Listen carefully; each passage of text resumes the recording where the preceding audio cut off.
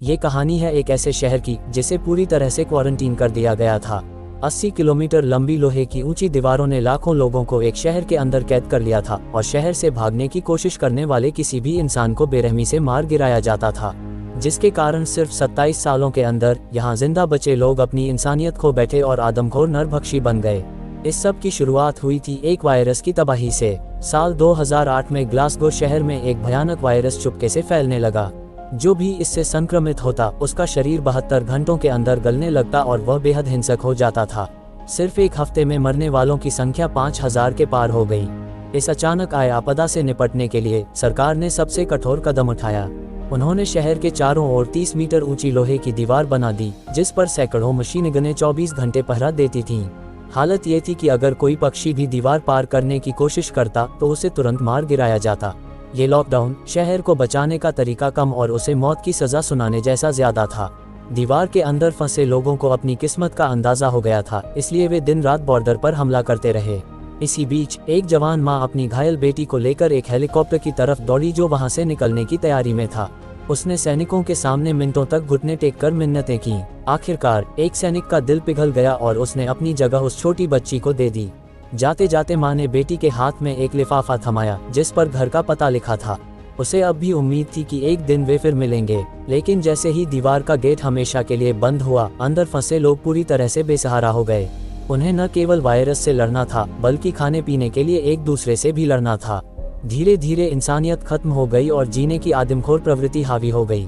देखते देखते 27 साल बीत गए। वो छोटी बच्ची एली अब स्पेशल फोर्स की एक खतरनाक सैनिक बन चुकी थी। बचपन में उसने अपनी दाहिनी आंख खो दी थी, जिसकी जगह अब एक हाईटेक नकली आंख लगी थी जो मिशन में उसकी बहुत मदद करती थी। वो पते वाला लिफाफा आज भी उसके दिल में एक अनसुलझी पहेली की तरह था। एली को अपनी माँ का चेहरा तक याद नहीं था और वो लोहे की दीवार हर पल उसकी उम्मीद को खत्म कर रही थी। उसका सीनियर विल्सन, जिसने एली को बचपन से बड़ा होते देखा था, उसे दिलासा देता था कि एक दिन तुम अपनी माँ से जरूर मिलोगी। लेकिन दोनों को नहीं पता था कि उस दीवार के पार जाने का मौका इतनी जल्दी मिलेगा। एक दिन सेना को अचानक कुछ अजीब संक्रमित लोग मिले जिनमें ठीक 27 साल पहले वाले वायरस के लक्षण थे। इस खबर से सरकार में हड़कंप मच गया। प्रधानमंत्री ने फौरन जनरल विल्सन को बुलाया और एक टॉप सीक्रेट मीटिंग में एक चौंकाने वाला राज खोला। पता चला कि सरकार इतने सालों से उस बंद शहर पर नजर रखे हुए थी और हैरान करने वाली बात यह थी कि दीवार के अंदर अब भी हजारों लोग जिंदा थे। जाहिर है उन्होंने वायरस के साथ जीना सीख लिया था। यही लोग अब इस नई महामारी का हल बन सकते थे। प्रधानमंत्री ने विल्सन को उस शहर में एक टीम भेजकर वायरस का इलाज खोजने का आदेश दिया। जनरल ने तुरंत इस काम के लिए एली को चुना। मिशन पर जाने से ठीक पहले एक बड़े कॉर्पोरेट बॉस ने एली को बताया कि उस शहर में डॉक्टर केन नाम का एक बायोलॉजिस्ट है जो दीवार बनने से पहले से ही वायरस पर रिसर्च कर रहा था।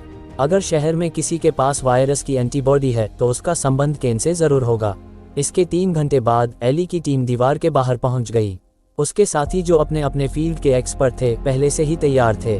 उन्हें सबसे आधुनिक हथियार और ऐसे नैनो फाइबर सूट दिए गए थे जिन्हें संक्रमित लोग फाड़ नहीं सकते थे।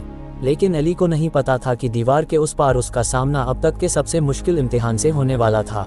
जैसे ही उनकी बख्तरबंद गाड़ी जंग लगे गेट को तोड़कर अंदर घुसी, एली और उसकी टीम ने अपनी सांसें थाम लीं। आंखों के सामने तबाही का मंजर था। सड़कों पर बेकार पड़ी गाड़ियों को जंगली बेलों ने ढक लिया था और टूटी फूटी बिल्डिंगों पर लाल पेंट से नंबर लिखे थे जो उस समय रेस्क्यू का इंतजार कर रहे लोगों की गिनती थी। लेकिन उनकी मदद के लिए कोई नहीं आया। मिशन जल्दी पूरा करने के लिए एली ने सबसे पहले डॉक्टर केन की लैब खोजने का फैसला किया। टीम के एक वायरस एक्सपर्ट ने भी केन का नाम सुना था और अंदाजा लगाया कि अगर वो जिंदा है तो शहर के सेंट्रल हॉस्पिटल में ही मिलेगा। गाड़ी हॉस्पिटल पहुंची और एली अपनी टीम के साथ अंदर तलाशी लेने लगी। तभी गाड़ी के पास रुके एक सैनिक को एक कमजोर महिला दिखी। उसने अपने साथी की चेतावनी को नजरअंदाज किया और उस महिला को गाड़ी में बिठा लिया। उसी वक्त हॉस्पिटल के अंदर टीम पर बचे हुए सर्वाइवर्स ने हमला कर दिया। उनके हथियार भले ही पुराने थे पर वे बिना डरे लड़ रहे थे। हमलावरों की संख्या बढ़ते देख एली ने टीम को पीछे हटने का आदेश दिया और बाहर खड़ी गाड़ियों को मदद के लिए बुलाया। लेकिन दोनों गाड़ियों पर भी हमला हो चुका था। ऐसा लग रहा था कि हमलावरों ने पहले से ही तैयारी कर रखी थी और गाड़ियों को जलाने के लिए पेट्रोल बम भी बना रखे थे। जब एक गाड़ी का ड्राइवर गाड़ी चलाने पर ध्यान दे रहा था तो पीछे बैठी उस बचाई गई लड़की ने चुपके से चाकू से उसका गला काट दिया। मरने से पहले उस सैनिक ने एक ग्रेनेड चला दिया जिससे वो और वो लड़की दोनों मारे गए और गाड़ी तबाह हो गई। दूसरी तरफ एली की टीम लड़ते लड़ते हॉस्पिटल से बाहर निकली और दूसरी गाड़ी में बैठ गई।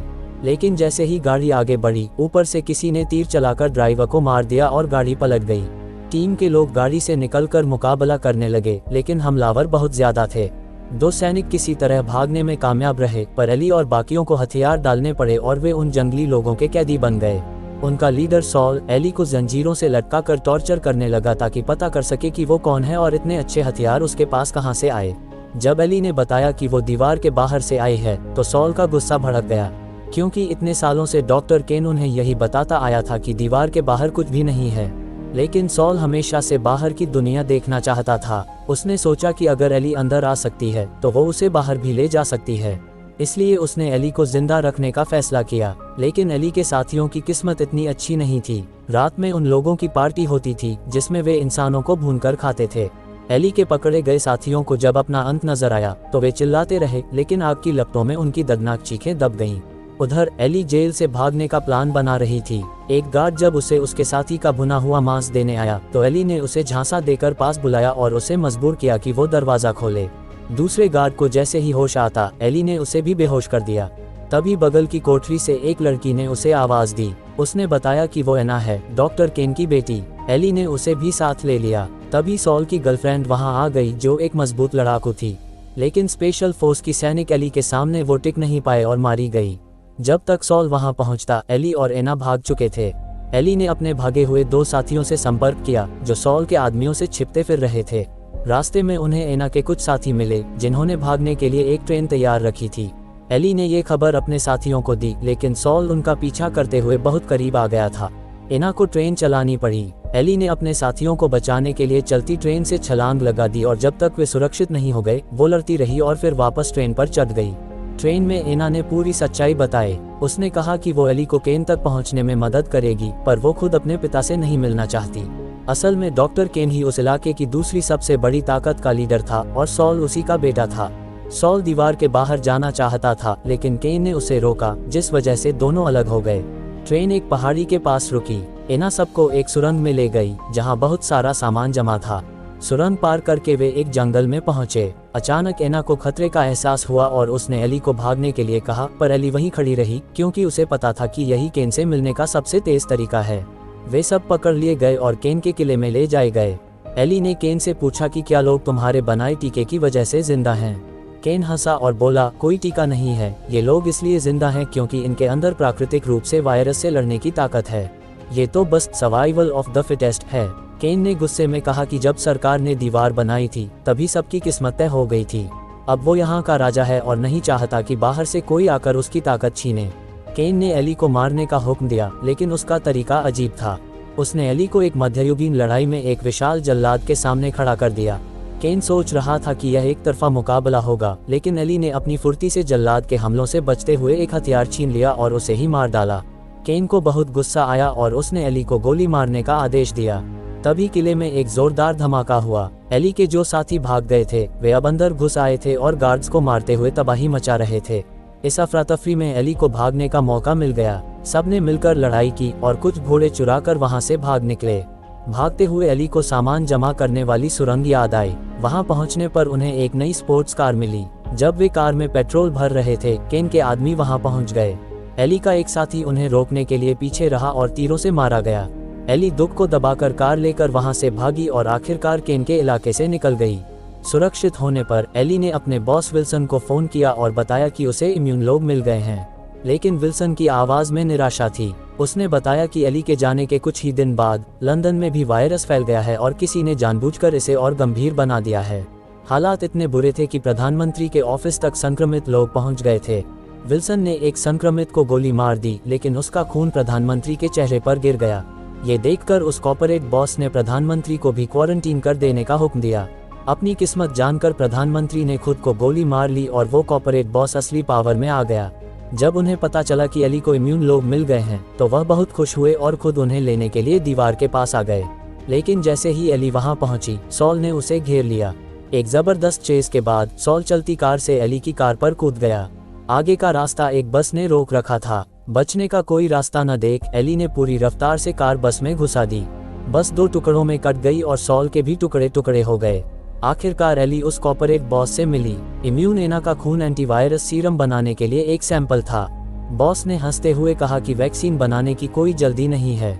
जब इंसानियत तबाही की कगार पर होगी तब उसकी बनाई वैक्सीन की असली कीमत पता चलेगी। ये सुनकर एली समझ गई कि लंदन में फैला वायरस इन्हीं लोगों की साजिश थी। उसका दिल टूट गया और वो उन लोगों के साथ नहीं गई बल्कि अपनी कार दूसरी दिशा में ले गई। कुछ दिनों बाद विल्सन उस लिफाफे वाले पते पर एली के पुराने घर पहुंचा। एली वहां अपनी मां की तस्वीर देखकर रो रही थी। फिर उसने एक ऑडियो रिकॉर्डिंग निकाली जो उसने अपनी नकली आंख से उस बॉस की सारी बातें रिकॉर्ड कर ली थीं। उसे यकीन था कि एक दिन इस साजिश का पर्दाफाश जरूर होगा। अंत में एली ने वहीं रुकने का फैसला किया। वो सॉल का कटा हुआ सिर लेकर सर्वाइवर्स के कैंप में गई। वहां आज भी ताकतवर की ही इज्जत होती थी और इस तरह एली उस बंद शहर की नई लीडर बन गई। और इसी के साथ अगर आपको ये कहानी पसंद आई तो वीडियो को लाइक करके अपना प्यारा सा कमेंट जरूर से कर देना। Thanks for watching.